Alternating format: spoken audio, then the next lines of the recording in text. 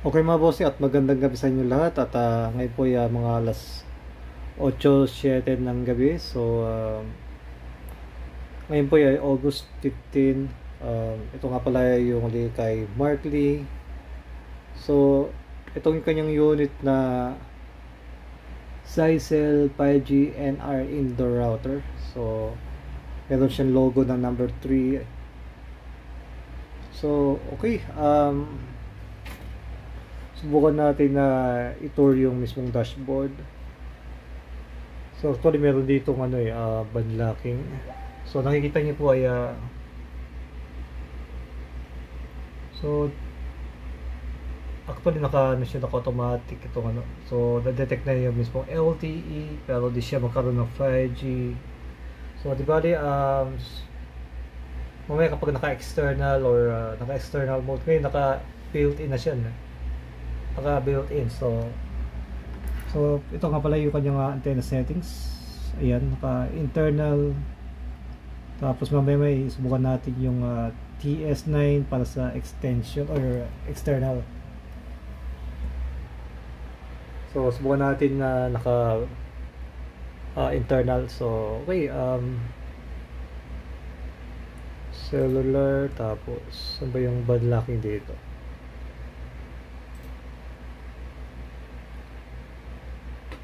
Dito pala sa 3 dots dito sa menu.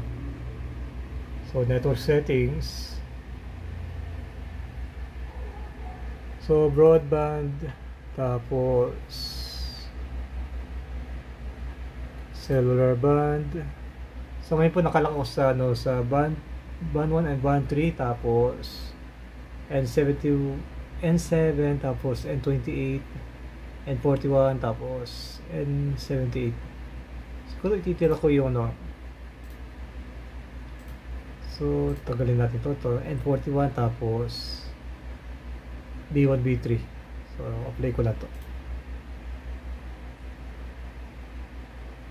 So balik tayo sa dashboard dito.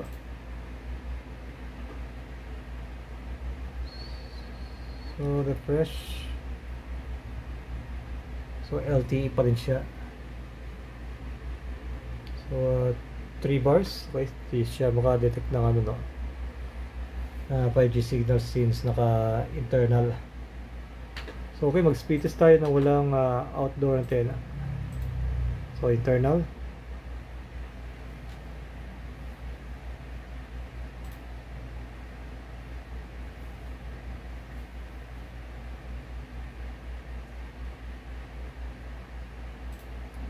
So mabagal. Okay. So subukan natin mamaya yung speedtest.net. So smart at PLDT, isa lang yan, or magka-business partner. So okay.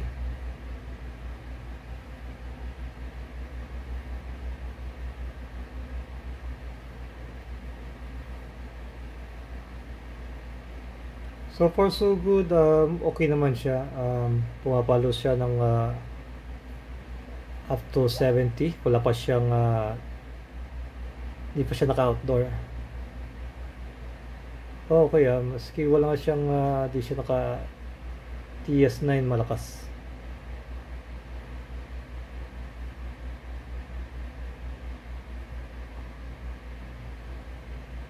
So okay, subukan natin sa fast.com.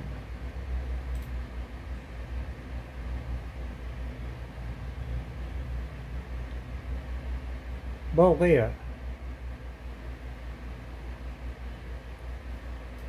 okay siya, maski wala pa siyang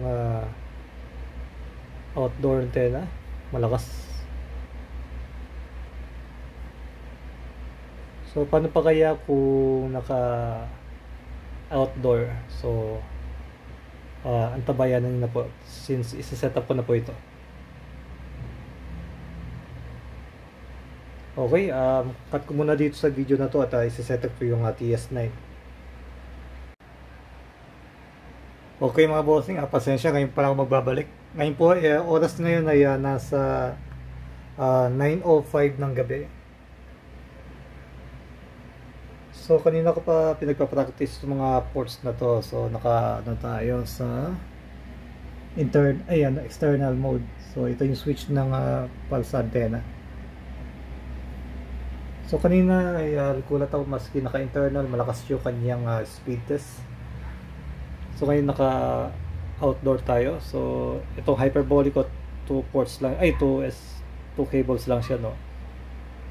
So connected tayo sa number 1 at number 2, tapos ito number 3, tapos number 4. So okay, palagay ko okay naman siya. So number 1 at number 2. So dito 5G, di magkaroon ng ilaw dito, or di magka green. So naka LTE pa rin siya. So tignan ulit yung band locking ko. So saan ako naka band? So actually na-check ko na to lahat. So subukan natin itira yung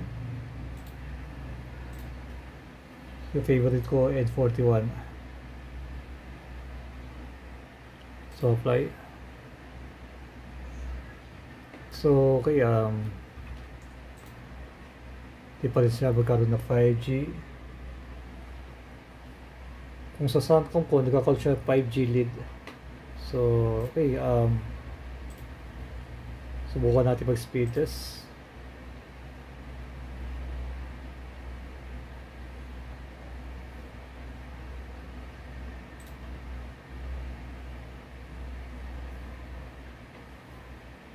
So connected tayo sa number 1 at number 2.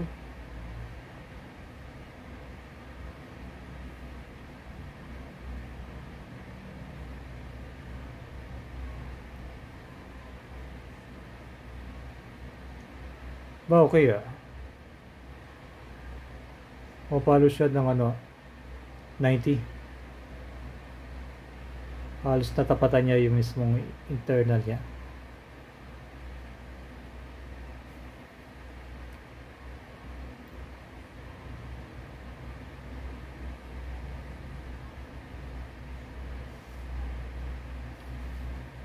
So okay, subukan natin ay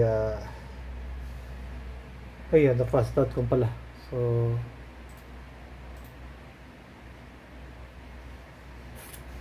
sa fast.com, ayan, malakas din pala siya.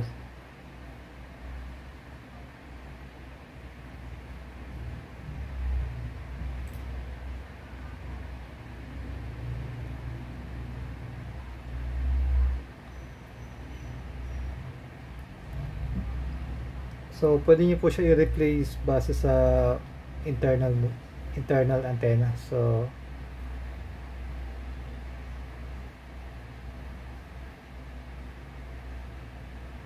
okay, malakas pa rin. Okay,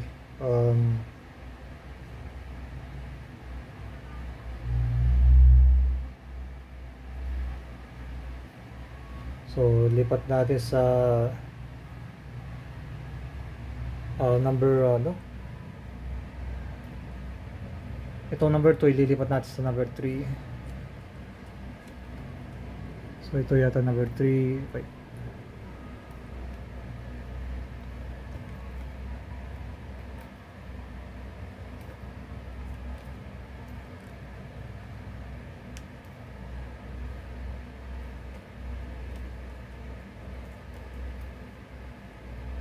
So number 3, 1 and 3, okay.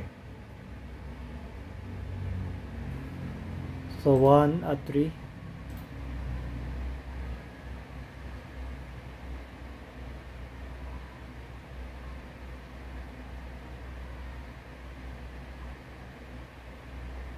So depende pa rin talaga yan.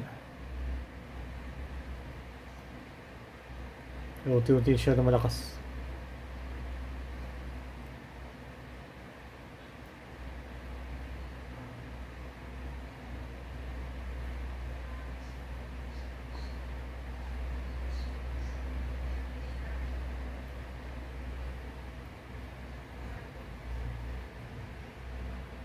So later, subukan natin number 1 at number 4.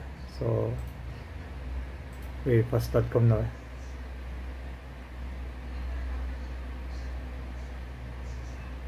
Okay, lumalakas yung fast.com.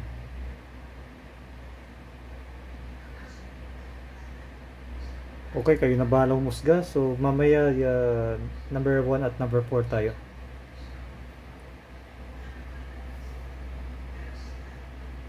So, okay, lipat natin yung number 3 sa number 4. Ito yung number 4. So, number 1, tapos number 4, okay.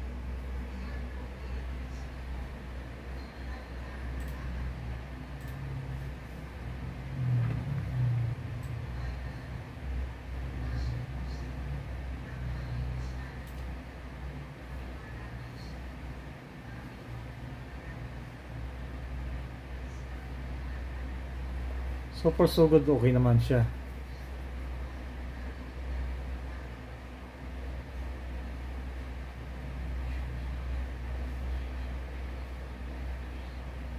So cheaper yung kanyang itong 5G NR indoor router. So palagay ko nasa ano to, nasa 9,000 or kay Markley 9,500 something. So okay, nasaan na tayo?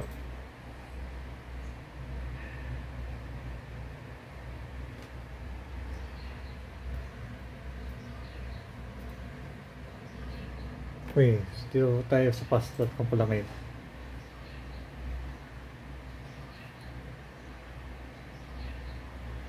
So later 2 at number 4. So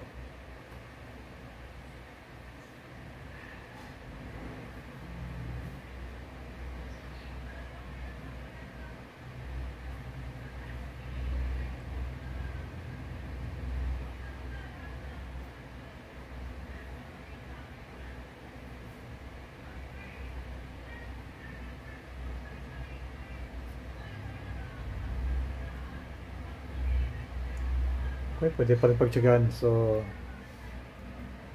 okay, lipat natin number itong number 1 so number 2. So body combination ngayon ay 2 at 4.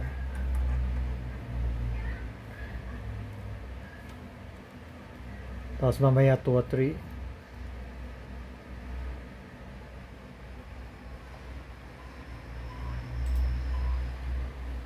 Okay, 2 at 4.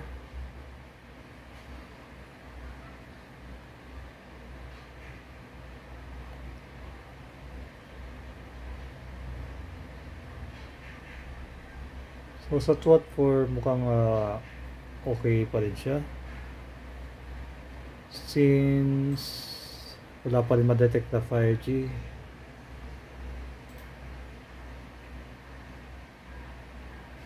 Mababa upload. So 2 at 4 yan. Then actually nagbi-blinking red light. So hindi ko alam kung bakit.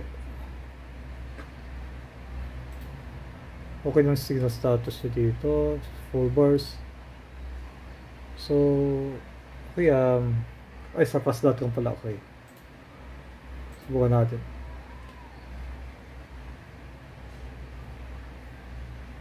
So kada nag-speed test ako, naging red light itong patago blue.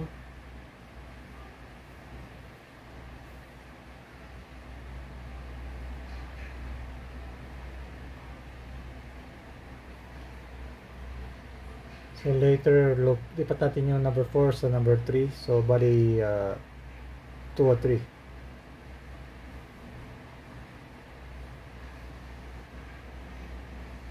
So mabagal talaga yung combination ng 2 at 4.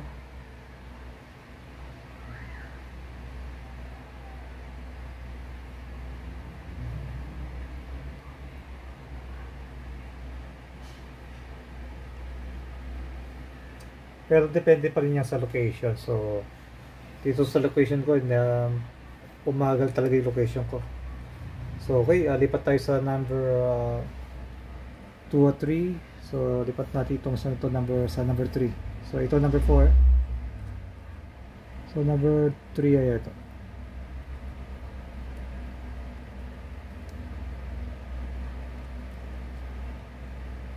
So 2 at 3. So subukan natin.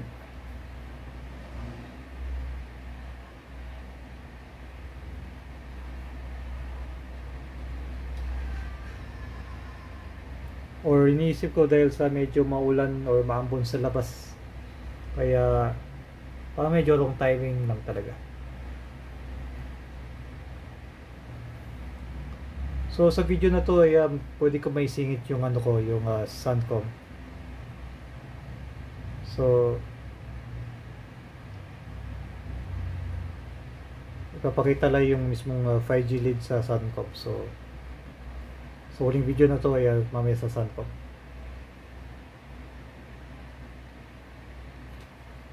So subukan natin sa fast. Ulitin ko ay nasa number 2 at 3. Lumakas yung fast dot ko. Okay.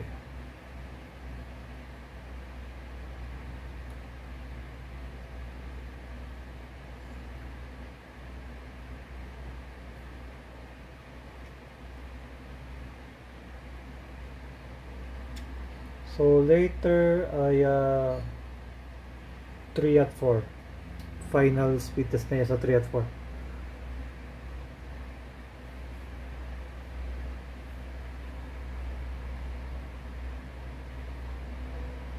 So okay, sa 3 at 4 na tayo.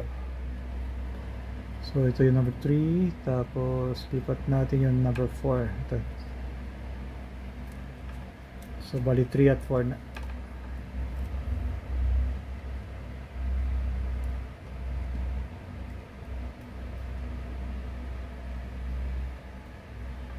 So 3 at 4.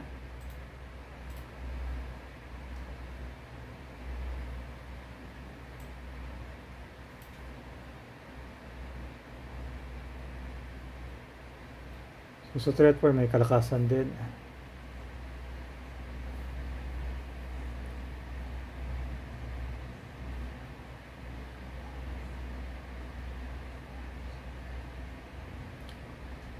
So pwede po siya i-replay sa pinaka sa unang test natin sa internal.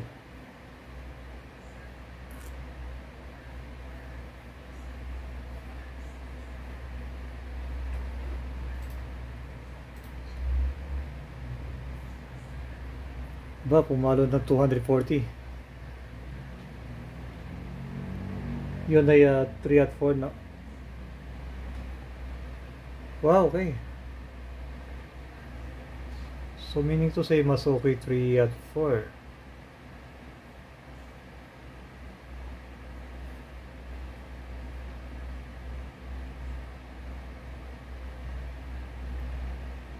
Three at 4 combinations.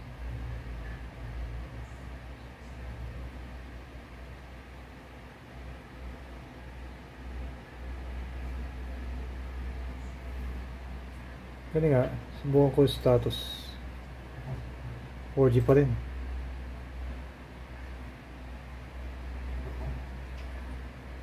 O baka 5G na to, konting refresh ko lang to.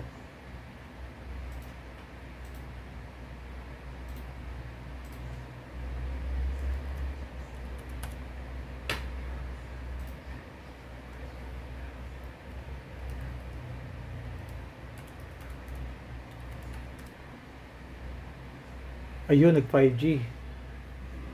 So meaning to say 3 at 4, yung 3 at 4 naging 5G, lumabas na rin sa wakas. So ulitin ko 3 at 4, doon siya yung lumabas yung 5G lead or 5G signal. So itong sa itaas, totally yung blue. Okay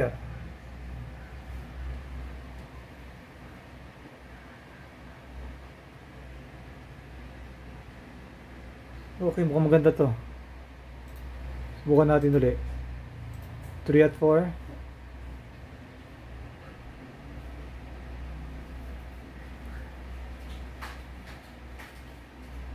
pumalo siya ng 200, pero going down sa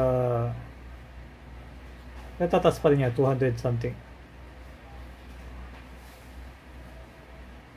Ba okay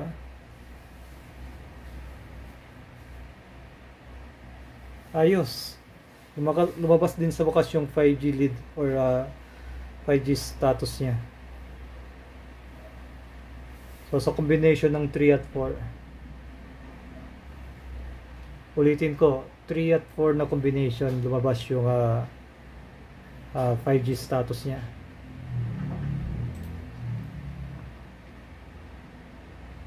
Ito, naging 270 kanina. So, okay, wow, okay. So far, so good. Maganda. Maganda to. Para sa cheaper.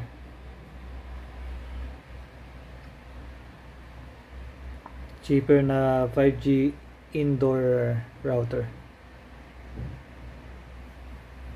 So, okay, message nyo lang po si Mark Lee sa kanyang Facebook account. So, direct na lang po kayo sa kanya bumili. Or even sa akin as reseller, syempre may tubo ako kapag ako magbebenta. So, mas recommended ko, direct na po kayo sa mismong kay Mark Lee. So, okay. Palagay ko, di ko na isisingit yung Suncom since napalitaw natin yung 5G signal status niya or itong signal bars. Kasi kanina pa akong kapa yung mga combinations na para mapalitaw lang tong 5G bars.